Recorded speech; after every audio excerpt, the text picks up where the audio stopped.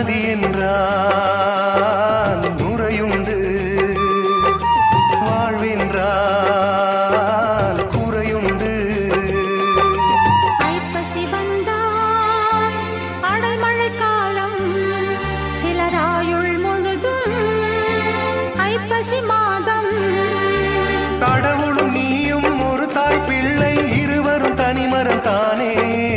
அவனுக்கும் உனக்கும் அன்னை இல்லை, அதனால் ஓரினம் தானே.